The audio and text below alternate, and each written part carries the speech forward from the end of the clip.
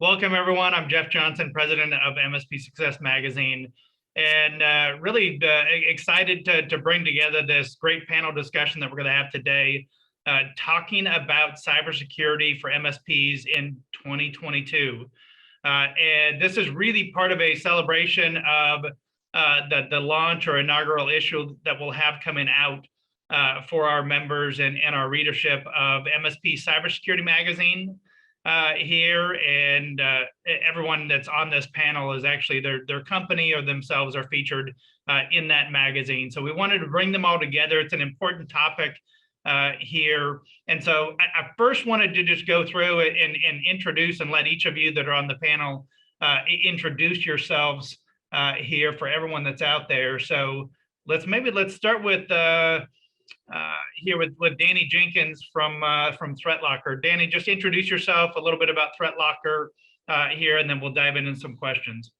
I'm Danny Jenkins, CEO of ThreatLocker. So ThreatLocker essentially is endpoint security, but zero trust endpoint security. So we hear that buzzword a lot. It's White House issued another order yesterday mandating zero security architecture to be released. But what it really means is implementing least privilege, is stopping applications that aren't needed from running, including ransomware, stopping vulnerable applications or any applications from stepping outside of its lane with ring fencing. It's really about hardening your endpoints and making sure you can't get breached from malware, from ransomware, because we're essentially denying by default.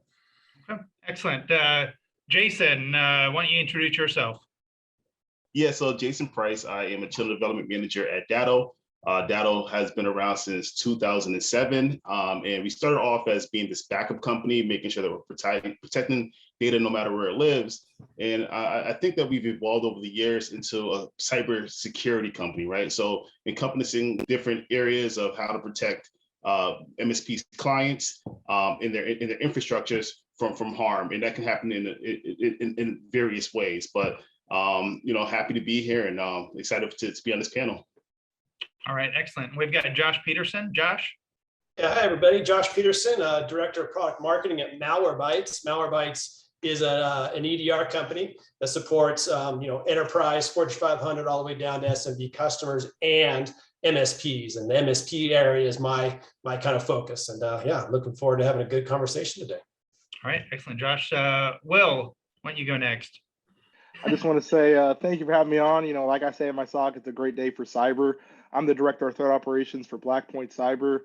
We're a managed detection and response company doing 24/7 managed detection and response. I spent about 10 years so far doing cybersecurity intelligence analysis. I come from the United States Navy, and I used to work at the NSA. So very familiar to all the hard problems in the cyberspace, and excited to get into it with the panel. All right, excellent. And then last but not least, we've got Miles. Well, thanks, guys. I guess you guys leave the Canadian to last, which I'm okay with. I'm okay with that. Coming live from Vancouver, Canada. It's a gray, wet day as always. I work for Graphis.ai. I'm the channel development manager here. I think I met a couple of you guys in person. I've actually got an event after this with Will's boss later in the day, which is kind of fun warm up here. We're an anti-phishing solution focusing on G Suite and Office 365. We're part of the Kaseya family. And we're part of the cybersecurity suite. So excited to talk about phishing and ransomware and malware and all that fun stuff today. And I'm liking the panel so far. All right, excellent. Well, I want to start this out on a broader conversation, but before I do, I want to throw it out there for everyone that's watching in live here on this panel. Kind of two things. One is that you have the chat and you also have the Q&A. If you have questions, we're going to have plenty of time for Q&A here. I think that'll make it the most interesting on it. I've got some questions ready for everyone here, but if you guys have any questions at all for this great panel, go ahead and post them out on the Q&A. And just to get everyone started on it, I'm curious where everyone is. Miles mentioned that he's up in Canada. So in the chat there, go ahead and post in where you're watching in from here today, and we'll see that. So I'm seeing Huntsville, Texas, Hamilton, Ontario. So there you go. Second one in there, Miles. You got a fellow Canadian, South Africa. So we've got that as well. So plenty of places there. So looking at this here for really as the new year, and I know cyber criminals don't just work on a calendar year, but regardless, it is a new year here. What are the biggest threats and challenges facing MSPs right now in the market? Like, what is that's who this whole webinar is really for, is MSPs. What is their biggest threat there? And I'll maybe take it, this might be chaos of just throwing it out a question to everyone, but if anyone wants to, I don't know, put your hand up or whatever you guys want to do, of whoever wants to go first. Danny, we'll go with you first, Danny. Yeah, so I think right now it's vulnerabilities. I mean, there's two ways that someone's going to get into your system. Well, maybe there's more. There's users and there's vulnerabilities, but they're the two biggest concerns you have. And the users, the problem's not new. It hasn't been worsening. Users have always been as smart and effective at judging emails as always. But vulnerabilities, it seems as though there's more and more of them every day. We've got Log4j at the moment. You've got we saw so many vulnerabilities last year. The latest Office one was quite terrifying as well, where any document could essentially call out to PowerShell and run software. But I think the software we're running, whether it's backdoors built in or whether it's vulnerabilities, I think that's going to be a big theme of how people got a foothold into your system in 2022. Yeah, and just to piggyback off of what Danny's saying, here at Blackpoint, we monitor various different companies from all different sorts of sizes. And one thing that I would say is that vulnerabilities in 2021 were some of the most crucial vulnerabilities that were released in most recent memories. You had Exchange that basically, if you were running on an on-prem Exchange server, you were probably likely going to get popped by that web shell in March, which was dubbed Hafnium. But then it continued all throughout 2021. The 0 days continued for Exchange. And we saw a lot of people running on-prem Exchange servers getting popped because they didn't understand the patch management procedures that need to go into play when you have systems that are accessible to the internet. So to Danny's point, vulnerabilities is something that does continue to cause pain and havoc to certain MSPs, but also protecting credentials. So we've been seeing a lot of upticks in phishing and users falling for phishes, and that's not necessarily the problem. It's the fact that they lack MFA. So ultimately, the adversary is being very successful because they get the credentials and then they're still having to log in, but the MSP doesn't set up MFA because of budget or because the CEO doesn't want the push notification, whatever it might be. So they ultimately don't end up implementing it, and ultimately it does cause them some pretty big havoc. Like Danny said, Office 365 is one of these things, environments where if they can gain access to it, I mean, they can do a lot of dangerous things. Yeah, I want to add on both of those points. One thing that I'm seeing a lot in the phishing world is Teams. I know we use Teams here, and there's been so many Teams hacks lately, and that's something that everyone's got to look out for. I haven't heard much about Slack, but so when you have a Teams message that comes through, you'll often get a notification in Outlook or whatever your email provider is, and the cyber criminals have figured that out, so they're actually sending out false notifications on Teams so they get you to sign in, just like you were saying there, Will, and that's something that I just wanted to bring up as well. Yeah, and if I can jump in, I think that MSPs are understanding the vulnerabilities, but one of the things is that when you go to these different shows and events, there's so many companies offering so many different solutions, right, to those vulnerabilities and those problems. The question is like, do I have time to really vet and choose the proper solution for me, right? Am I missing something by going this route versus going another route, right? There's just so many good choices out there right now to help deal with some of these threats that we're seeing. And I think that right there in itself would give me long nights of not sleeping if I was an MSP right now. Hey, just real quick, Josh, on that. I was actually doing something for a survey that we have coming out here over the next few days, I believe it is, of an annual managed services survey. And Jason, really with that, of where I was amazed because I knew all the companies by name, but when it was one of the questions was to name which vendors you're using for security, and the list was just off the charts of where I think it was like a whole page long of companies, and it's crazy with that. Like, I can't imagine of how MSPs are going through of evaluating all of these and determining which is the right for them. Sometimes maybe it's just who's the loudest. that are getting their attention. Jeff, I've got an idea. If they just stick with the panel here, I think they're going to be pretty good. Yeah. One other thing I wanted to throw in, there was a survey done recently which was talking about where SMBs will be investing in 2022, and the three major areas were email security, IT automation, ransomware protection. So that bodes pretty well for the whole group here, because that's where SMBs are spending their money. Yeah. Hey, Josh, I cut you off there, so I want to make sure that you get in on that too. No worries. Yeah, and we talk about threats, we're thinking about vulnerabilities and malware, but there's also and we're kind of alluding to is organizational and or institutional threats, bandwidth of the team. To, as Jason said, how do you sift through when you're at a show? How do you look at all the different vendors to decide on the right one for you? How do you even have the time to identify the gaps in your security stack that you need to fill and then prioritize those? There's that's a threat into itself. It's just the bandwidth, the budget, the time. It's just an enormous challenge for MSPs. It's actually, Josh, it's funny you mentioned that, because the White House issued that executive order, in May last year, about zero trust must being mandated. And they just issued another one that just basically says do it faster.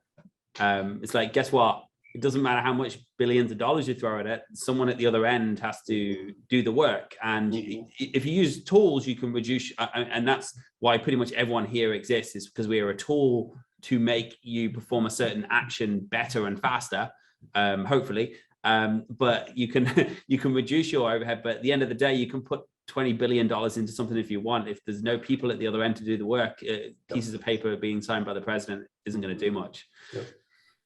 Yeah, so actually, that's a good one of a segue into a question that I've got for you, Will, of where, talk about the difficulties that MSPs have in wading through security logs, and how an MDR platform like you have, and the managed side of it behind, of where you've got a team that's going through. I mean, employees, I keep on hearing it from our producers club meeting last week and talking with MSPs on a daily basis.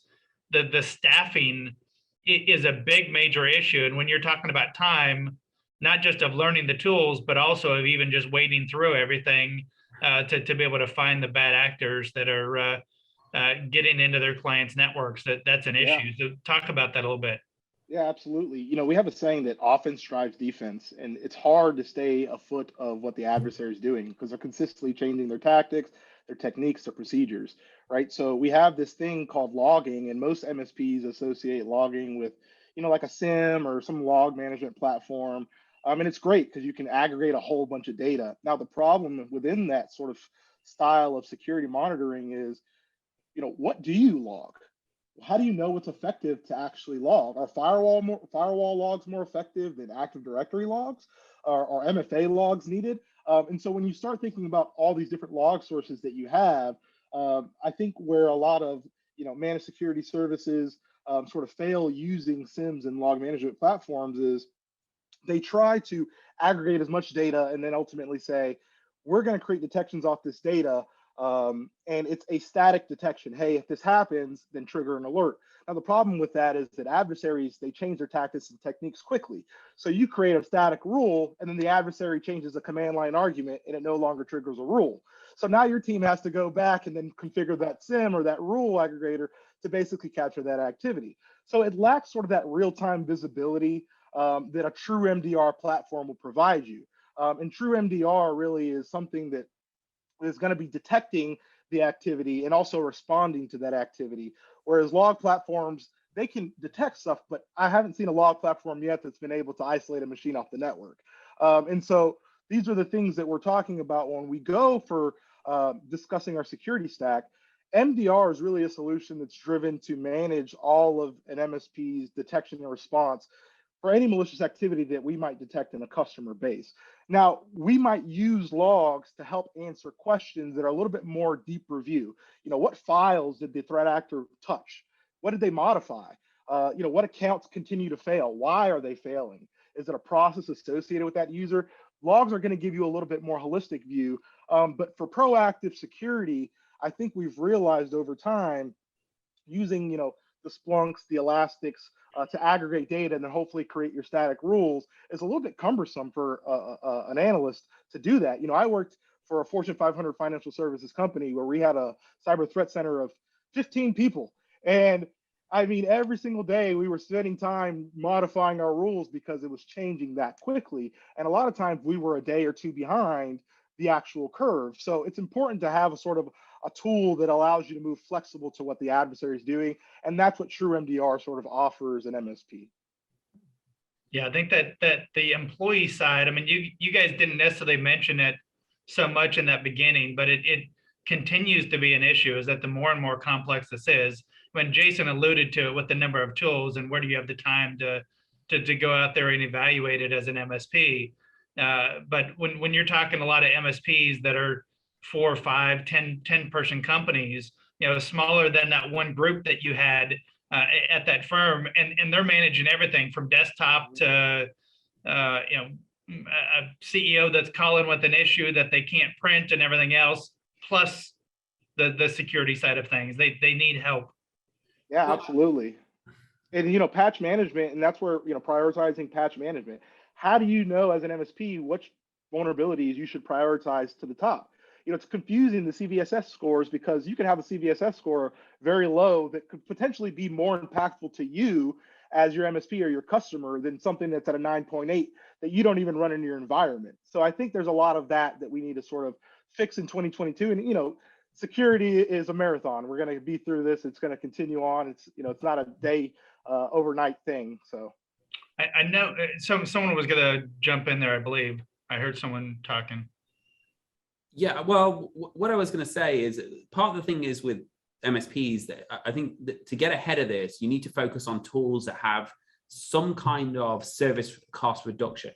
So, and not bringing a software tool in to be a piece of software. You need to bring a tool in that's got something managed behind it, whether it's an MDR or having people behind it pushing it, whether it's a whitelisting and ring fencing where the teams are predefining rules and sets for you and monitoring for those changes in those applications, whether it's your backup being monitored and configured for you. The more you can buy that takes that does effective jobs, because it's got to be tangible. There's a lot of shiny things out there that have nice logos and big booths, and we have a nice logo and big booth, but at the end of the day, you got to feel and touch. You got to know, well, what exactly is this delivering for me? So and how can it make my life easier? How can it reduce my business risk? How can it reduce my client's business risk? And then what are they doing behind it, rather than just going out and buying a hammer? It's not going to do enough. Make sure there's a team behind it, and make sure that they're going to support you and they're going to onboard you and they're going to help you walk through the process. Because at the end of the day, all of these things, whether you're whatever framework you're following, you need to do them. If you're not implementing standard, if it's not a standard framework and you're not doing it, then you're probably going to get hit at some point. But find the best vendors to help you implement them with the least amount of friction. Now to add to what go ahead, Josh. Thanks. I'd add to that, Danny, too, is, I spent a few hours actually this week looking at G2 crowd reviews of MDR solutions. I looked at Blackpoint, just to see what's the world using this, talking about. And one of the aspects that are coming out of this is this educational quality that an MDR service can provide. I'm an MSP. I don't have the advanced analysts on my team to do this stuff or the tools. So I want an MDR team to do that for me, but I want to learn. So there's like this feedback loop where it's alerts, it's notifications, it's context from the MDR team back to me. So I understand A, what's going on, but B, what the MDR team did to address the threat. That helps myself and my team learn and kind of grow watching the MDR team. So my team can actually up level while we have the MDR team support us. Is an interesting kind of educational quality that's coming out. Yeah, and I wanted to jump back over. I had a question for Danny on this. So Danny, you're like Mr. Zero Trust, I think, in the industry that here, that I think most would say that you are the biggest advocate and expert in the MSP space. And if not, you've done a good job of marketing yourself to be that person here. Talk a little bit about Zero Trust and what some of the misconceptions are of it. I know just one of them that I point out is the misconception that it's going to make things a living hell for my MSP's customers that are out there, because they're going to have to be contacting me all the time. Yeah, well, I mean, I think that's the misconception from, and that was the reality of it, and that's why we exist. It was the reality, and zero trust is a philosophy on how you treat security. It essentially means least privilege, constantly validate, and only give access where access is required. It's not. In our case, that means least privilege at the application level. Don't let things run that aren't needed. Don't let applications do more than they need to. So if they're compromised, they can't access more than they need to, because look, everything's getting compromised nowadays. So it also means controlling storage and elevation and administration permissions, but it means least privilege. I think the reality is people are terrified of what that actually looks like. But if you actually just take your customer environment and say, well, I know what they need, and if I don't know what they need, the zero trust tool should help me figure out what they're using. Create a set of policies around that. So say, hey, okay, we're going to deploy this tool. It's going to scan their environment. It's going to show me what they're using. I can just quickly review that, remove anything I don't like. So if they're running some coupon clippers and things like that, remove anything I don't like, and then lock it down. If they need something new, then we go through a process. It's a 60-second process, an 80-second process, a 5-minute process, whatever, to approve that. But I'm putting that speed bump in the way. So if they run something that is bad, I get to be a check and balance as an MSP, or defer that off to ThreatLocker to actually say, okay, I don't want this to run. The reality is it used to be hard because it used to be this battle of updates, Windows updates, Office updates, Chrome updates, all of these different programs, datto updates. And every time they update as an MSP, you had to go and reapprove them.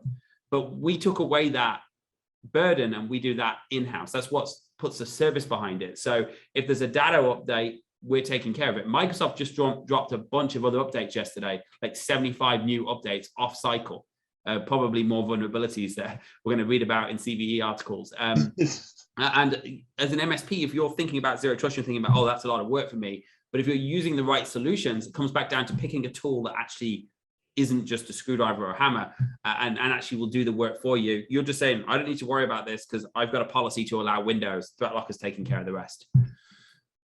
Yeah, excellent. Jason, I'm going to bring you in here. You know, Datto came into the MSP space, focusing on the backup side of things. I know you guys do, like you mentioned in your intro, you do a lot more than just backup right now. But what are we seeing right now in the marketplace on the newest strategies that hackers are using to get around backups? And what are the tools that MSPs need to protect themselves? Yeah, we're seeing a bunch of different things that people are utilizing in certain backup platforms. They don't save things in a non-read in a read-only format, and so therefore, if a system gets compromised with ransomware, guess what? Also, all your data gets compromised and encrypted as well, right? And so that thing you have, which you thought was going to protect you, is now part of that vulnerability as well. Another thing that we're seeing is that there's certain compromises that are happening where people are getting onto a network, right? They have the administrative credentials. They just sit there, they disable the backups, and they just wait. They wait a week, a month, whatever, and then at a later point they strike, right?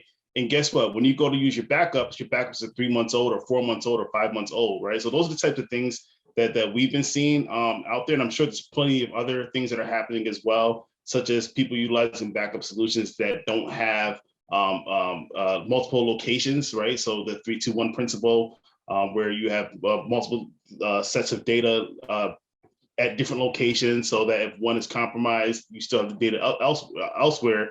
Those are things that we see. In terms of us at Datto, one of the things is that with backups, everything is only read only, right? So if you do get compromised, it does not affect your backup set. Our data center, everything, you have to have multi-path authentication enabled in order to do anything with your data which lives off-site.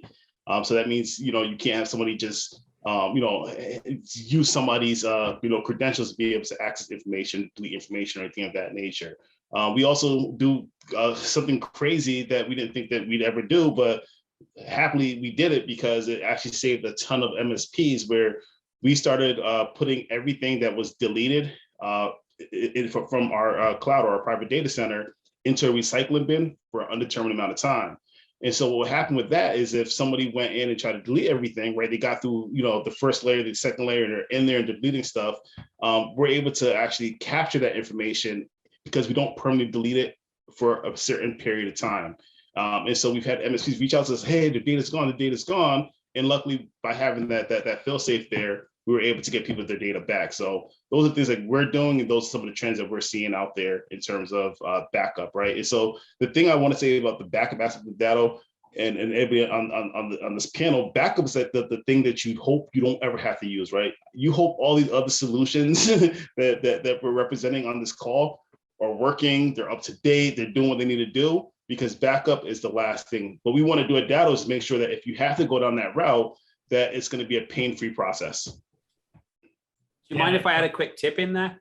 Yeah. For every MSP, test your backup. And I'll tell you why. Not because we don't trust datto to do a good backup, but some of the attacks we've seen recently is they'll actually go in and they'll back up a 10 gigabyte empty file every day. So you get a nice fancy report saying my backup succeeded, and you're feeling warm and fuzzy because you got your report saying 10 gigabyte or 9.3 gigabytes was successfully backed up, and you trust datto, so you're happy that they're doing it, but someone's got into your system, they may have changed that. So datto's probably got a retention of X amount of time. You've probably got a retention of X amount of time. Make sure, and of course, if they do that for 3 months and then they crypto lock you, your 3 months old data is pretty useless. Make sure every so often, every week, every month. I mean, we do it every single week, but that's our process. Make sure you go in and you run a test, backup, restore. Pick random different pieces of data every week and make sure it restores.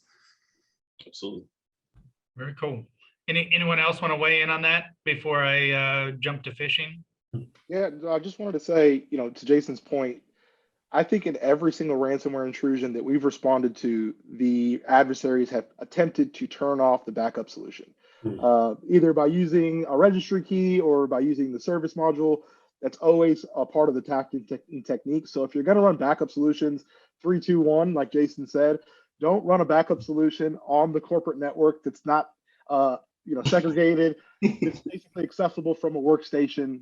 That's going to set you up for a bad day, especially if you don't have a cloud storage solution or another backup solution. And it does happen frequently just because people don't sort of understand how adversaries are moving nowadays. So. Great points.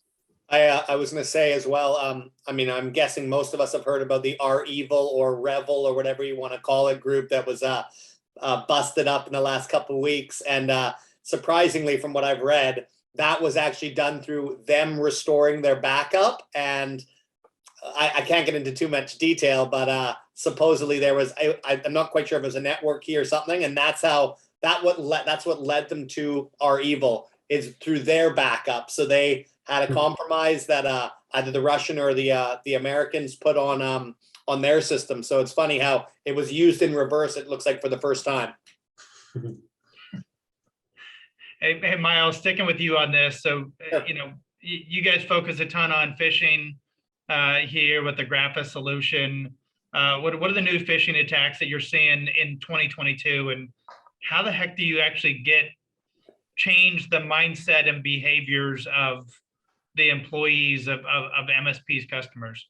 Sure. Well, if we want to go a little bit bigger picture, I think, you need to have your phishing solution with some kind of cybersecurity training.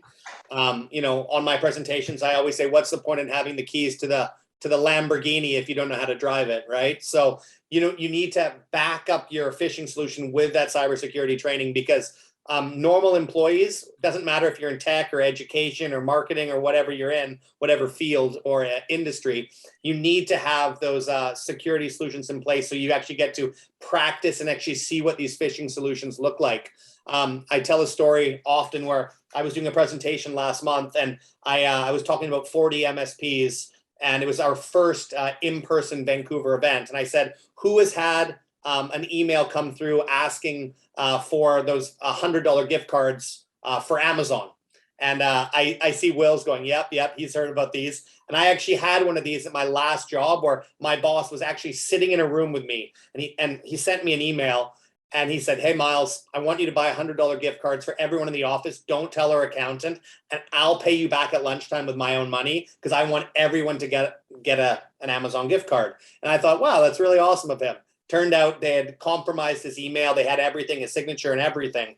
And I did that actual question when I was at this talk in Vancouver recently, and 3 people raised their hands and said, I've had one of those in the last year. And I said, has anyone been hit? And out of those 3, 2 of them actually paid. So it shows that this is the first year, if we're going on a big picture scale, that there's more attacks going against small and medium-sized businesses than large-scale businesses. So this has never happened before. So 2021, over 50% of attacks were small and medium-sized businesses. So it's not just the Coca-Colas and the Microsofts and the Googles that are getting hit by cyber attacks. It's small companies, because the big companies, they have these solutions. They have cybersecurity training in place. So these cyber criminals know that. So they're really going after the low-hanging fruit right now. Mhm. Yeah, just jump in. Like, Yeah. when you're dealing with the MSP, and the MSP is dealing with their clients, there's like sort of a disconnect, right? When you're this big company, you're Coca-Cola, right? You can kind of set a message and about cybersecurity or what the new policies, procedures are, and if it's going to pretty much get followed.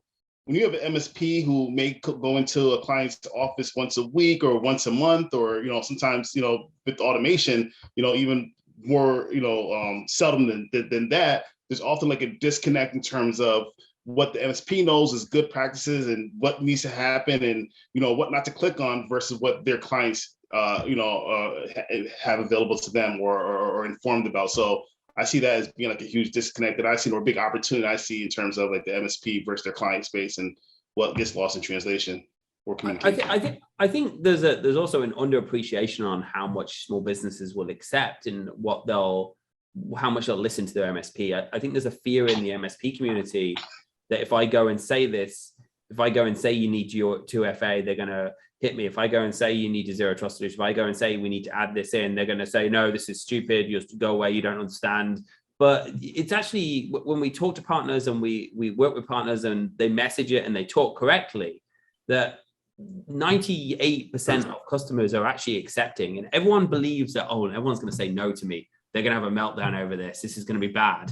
But like, everyone wants to protect their business. And as long as you come across rational and you come across, say, this is why, and you give them clear documentation. And I think it's our job as vendors to help MSPs come up with that messaging to small businesses, because again, it comes down to economies of scale. But as long as you can do that, then your customers will actually listen to you. And there's so much fear about it. It's almost like I want to go and ask a girl out and I'm scared to ask her out because I think she's going to say no. You're going to ask the question.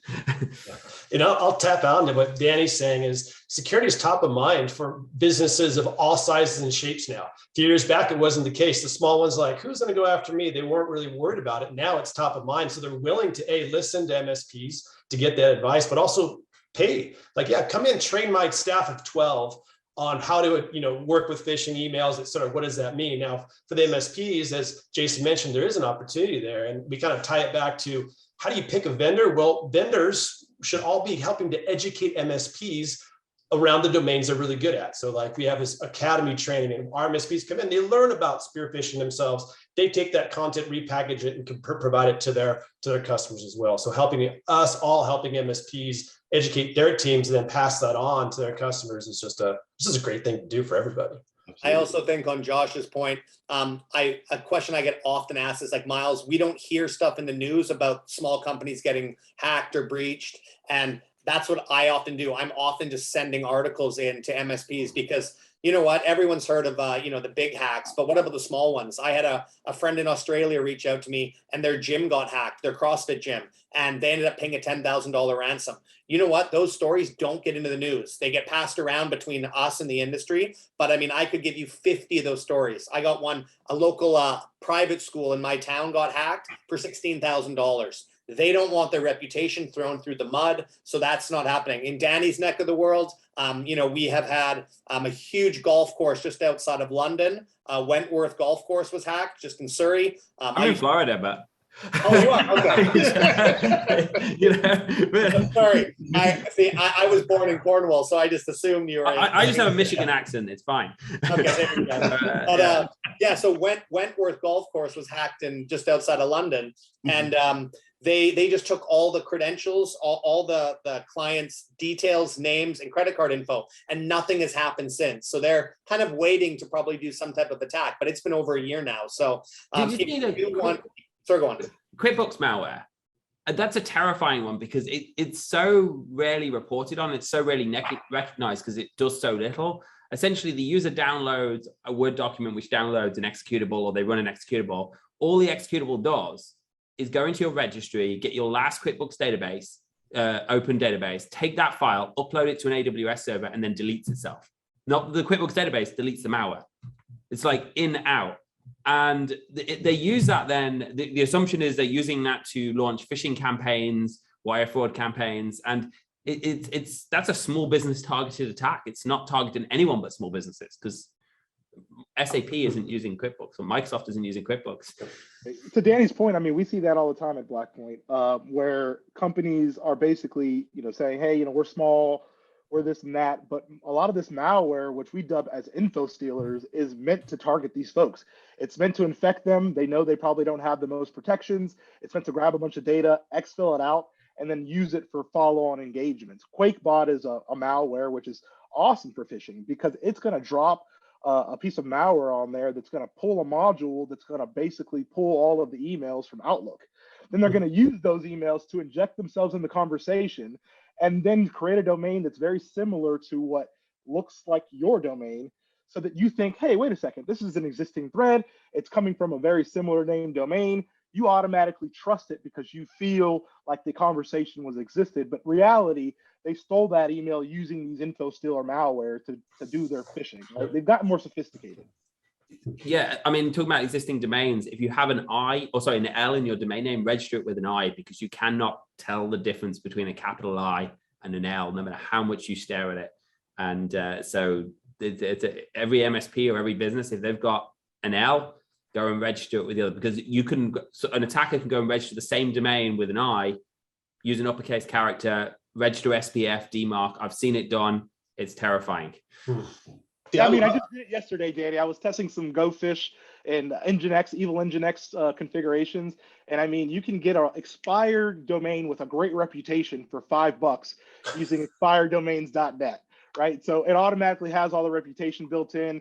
Adversaries, and I think this is where MSPs need to realize, adversaries are able to scale this faster than we're able to scale the security programs internally at MSPs. And I think that's where the fear comes in with a lot of this, is adversaries have these tools that can automate phishing campaigns, make them look very clever, and they can use these info stealers, basically purchasing them from a malware developer, and they don't really have to have much technical expertise to do it. And that's a dangerous situation. Yeah, and just to hop on Will's point, just to probably kill the phishing vibe of this talk, on the darknet right now, you can actually buy starter kits for over 700 sites. I don't know how many sites most people use. I probably use about 20, 25 sites. They've got the top 700 sites where you can go onto the dark web and actually buy phishing kits. It's like a how-to book for dummies of how to phish businesses. So that's the state of the world in 2022. 3 years ago, if I had said that there's phishing kits on the dark web, people would be like, yeah, right. There might have been one or two, but you can actually buy these packages depending on what level you want to spend. And that's how these cyber criminals are doing it. Yeah, I love these panels, but I get so scared every time I'm on the same with you guys. I just want to take everything off my Wi-Fi, close my computer. Well, I think everyone's point, right? It's about the knowledge, right? We get the knowledge out there, then we can deal with the problem. I mean, it is an acceptable problem, and I think that's what security is about: reducing risk. Yeah. Well, to give you more fear, then a new trend we're seeing is you mentioned phishing, and obviously they're gaining access to Teams through phishing or Office 365. We all banned executables being sent by email 20 years ago. You can still drop an EXE into Teams. Someone gets one account in your organization, they start dropping EXEs. To get an IT account, even better, because people go, hey, can you run this on your machine? Start seeing EXEs appear in Teams from people you know, and no warning, just lets you copy an executable across. Zoom did the same until last year. Now you have to zip it up, but still, it's a pretty simple, just drop an executable into Zoom and people will open it. And with the Colonial Pipeline attack and with the Oldsmar, Florida attack, both of those were ex-employees who have left the business, and that's how they actually breached both of those from what I've read. So it just shows that someone can leave the business and they're still causing the business harm because they might have had a bad or easy password to break. So it just shows that even if someone leaves, you got to protect those old accounts too. Hey, so we had a question come in from one of the attendees here. Given all the uncertainty, continuous flow of new vulnerabilities, what is your guys' perspective on cyber insurance, and specifically, do you have any cyber insurance offerings or encourage MSPs to acquire adequate coverage? Yeah, I'll take that. So, Blackpoint Cyber, we do have Blackpoint Risk, which is basically our cyber insurance offering. Again, cybersecurity is about an onion, right? It's about having the holistic packages, and a policy could be there when you need it. If you do have situations where you don't have the proper backups and you lose customer data, you're going to have to be able to protect yourself and your customers. Now, to be able to qualify for some of these insurance underwriting packages, there's a whole bunch of things that you need to be able to complete to be able to get to that point, right? So if you're already thinking about starting to get that point, look at these frameworks that are out there to see what do I have to implement before I get to the point of requesting for cybersecurity insurance, because you might need to do a few things before an insurance provider will even cut you a policy. Yeah, I mean, I think the days of, you have a breach, you call up your cybersecurity insurance, say, hey, I had a breach, wire me 200 grand. Those days are over. I mean, cybersecurity, not that we're involved with that, but I just wanted to throw my 2 cents in. You need to have those platforms in place, and these cyber insurance companies aren't going to pay unless you have them and you can prove it. I mean, I know I lost a bag recently when I was on a trip to Singapore. It was $500, and Manulife didn't want to pay me the $500. So companies don't want to spend $200,000 on helping a business if they don't have those tools in place, if they won't give me back $500. So, yeah, I think cyber insurance. Oh, sorry, Danny. No, go ahead, Josh. Thanks. Real quick, I think cyber insurance extends that kind of risk reduction conversation. We're talking about tools and people and processes to reduce your risk. I think cyber insurance is one aspect of that as well. So if something does happen, hope it doesn't, and you have to spend money, or you have data loss, or there's a lot of different negative outcomes of being breached, you have some kind of fallback. You can help mitigate that with cyber insurance. There's great ones. I mean, we looked at Blackpoint. We work with a company called Coalition. We offer that to our MSPs. So it's definitely something worth looking at for sure. I think it actually comes down to risk transfer, because at the end of the day, you get insurance on your car because something might happen, but you still put your seatbelt on. You still drive sensibly sometimes. You still have to do the right things. If I crash my car, 95% of the time, my insurance is going to cover it. If you have a cyber breach, a ransomware attack, 95% of the time, if you've checked all of the boxes, your insurance will pay the ransom. Or maybe even 100% of the time they pay the ransom, but 95% of the time you're going to get data back. 94% of ransomware were recovered after paying the ransom, so 6% aren't. So the idea that you can just say, well, I'll pay the ransom, I've got insurance, I'll transfer that risk. One is they probably won't pay. The other two is you never want to be in that situation, because once you get ransomware, it doesn't matter whether they say cross their heart, hope to die. They've got all your data, and they're going to use that to come after you again and again and again, and then come after your partners and your customers. And you're going to start getting bad luck that you might not even know is related. Your employees might have their social security numbers stolen, and you don't know it was related. It happened a year after your ransomware attack. But you do not want to be in a situation where you're calling your insurance company. One is because they suck and they avoid paying as much as they can. But two is that means generally you failed in your security. And now what you're doing is, this is your backup to your backup to your backup that I have to now reduce my damage. And it is reducing the damage, because it's going to cost you a lot of money, that breach, regardless to what the insurance company pays. I had a hurricane come down, take my roof out. I wish it didn't. And do your research with the different companies that are out there. The one thing I can say is that, these insurance companies, they're still figuring it out. For years, they were underwriting these policies and they had no idea what they were doing. And they put a lot of money in the line and they lost a lot of money. And so now they're recalculating, reformulating, and we're looking at a different ball game now than it was 2 years ago or 3 years ago. So do your research, do your due diligence. Well, and a lot of those, Jason, of where they're actually canceling out that they're not even offering those policies anymore because the risk is too big. It's not a good business for them to be in. And so there's many of them over the last 2 years that have just stopped offering those policies. There's not a large enough dollar amount for them to be charging that someone's going to actually buy. So I wanted to get into this. We've talked about it. Jason's freaked out on. He's like going into a cave now here after this conversation.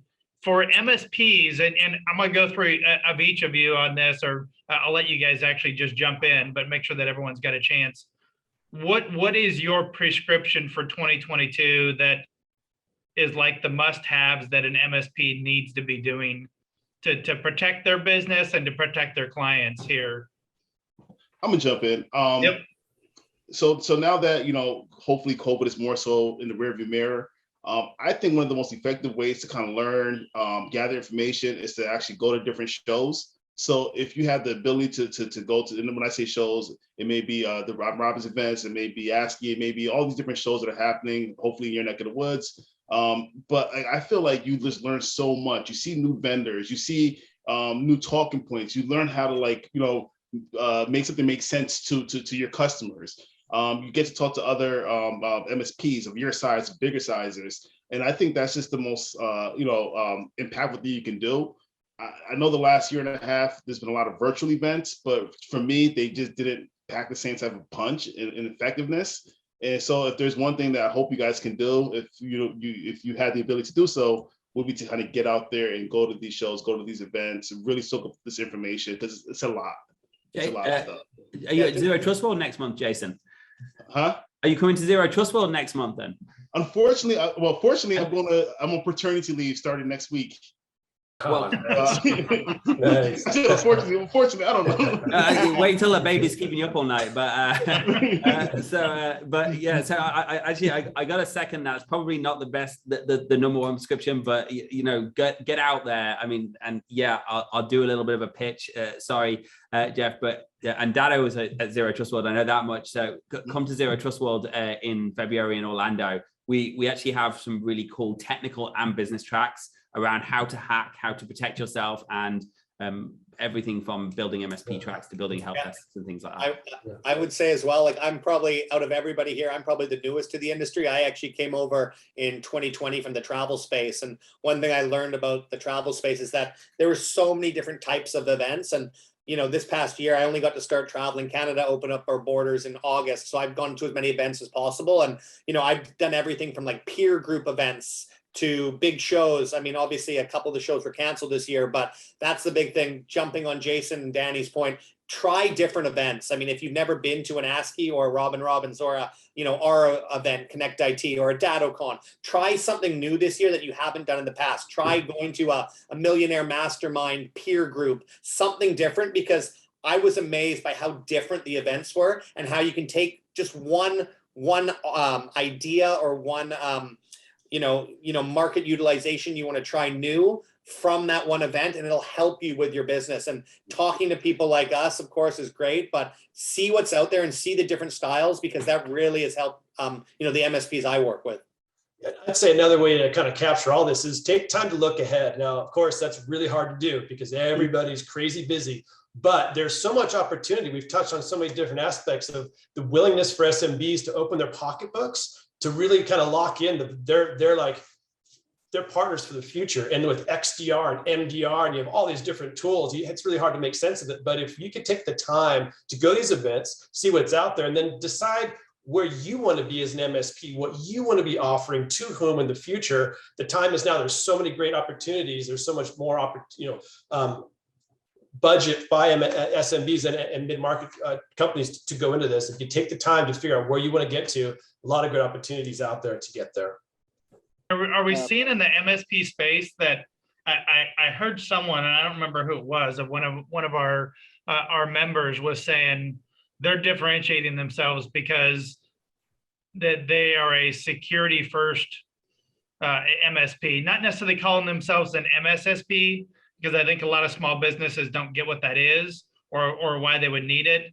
But security first MSP, like all of your traditional other IT support is all secondary and driven by security. Is that the approach that MSPs really have to take going forward? Is that security is first and supporting the client is second?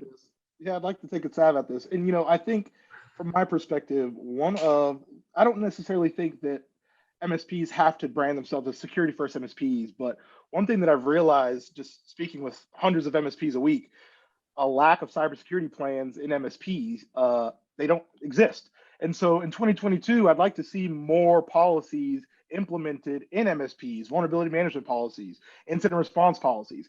All these things are going to help you when things go bad. And you don't have to think, who do I need to call? I know my partner Blackpoint, this is the SOC number, this is who I need to call. I know my partner ThreatLocker, these are all the things that I need to do.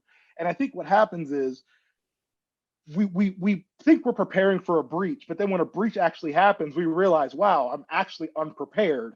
And that has to go with because we lack things like tabletop exercises. And that's because we lack policies that dictate every quarter, we're going to test what we call a fire alarm drill, where basically everything gets ransomware, it's simulation. And I think where we need to start getting in the habit of doing is preparing ourselves for the inevitable. It's going to happen. Be prepared for when it comes, so you have that muscle memory that when it does happen, you know exactly what to do. Disable these accounts, do this, do that, and we're good. We're back in business.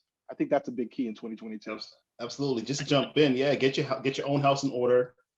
First, partner where you need a partner with, right? You can't do it all sometimes, right? Sometimes you have to give somebody else some of the heavy lifting, right? In order to best execute your services. And the other thing is I challenge your vendors, right? We've seen a lot of different things happen with vendors and, things with their systems and such. Like, ask those questions. Hey, how are you protecting yourselves? Like, what steps do you have in place? Like, what is your view on cybersecurity? Are you adhering to the NIST framework? Whatever those questions you may have, you should be asking your vendors those questions. Because I think, you have to keep us honest, right? You have to make sure that we're on the hot seat, right? We need to make sure that we're doing everything that we need to do to make sure that we're protecting you and your client. So, yeah, I think on a good side is that if anyone out there needs someone to hack their network and like give them ransomware and that type of stuff for that exercise, Danny loves doing that. He demos it every time that I see him. I got some duckies and I got some. So actually, I think one of the things you want to think about as an MSP is if you're small and you don't necessarily have enough staff to do this, you have to separate responsibility in your own for single people. But having a separation of responsibilities is important. We do it in our own company, and it's making sure IT people are about getting things moving. And that's absolutely great. Getting my printer working at all costs, getting my PC with, and IT people have lots of friends. Security people are about putting the brakes on and putting checks and balances. And it's really hard to run two roles at the same time. So having processes in place that IT have to follow and having those processes policed is a really good way, because we all like to trust our staff will never do anything wrong. But it's the controls that stop them doing things wrong, and it's the accountability that stops them doing things wrong. So having that separate person, that separate responsibility, someone who's don't really care about having friends, is a good role to have in your company, and marketing that to your clients too, to say, explain it just like I did. We have checks and balances, and we have this, and that's to make sure you are protected and someone doesn't open all ports on your firewall because you need to get your accounting software one day. It's those kind of things are what's going to make you more secure, but also can help you grow. Market it to your clients. Tell them this is how we operate. We have checks and balances. We have a separate security person or team. Excellent. Hey, we're just about at the top of the hour. I want to let rapid fire with each of you. If someone wants to learn more and they're not working with you right now, what's the best way of getting a hold of you? So, Will, I'm going to start with you. Yeah, so you can reach me on LinkedIn, Wilfredo Santiago, but blackpointcyber.com. We're happy to speak with anyone who's looking for an MDR solution. We do this 24/7. We have a bunch of analysts here staffed and ready to go. So looking forward to meeting all the new partners.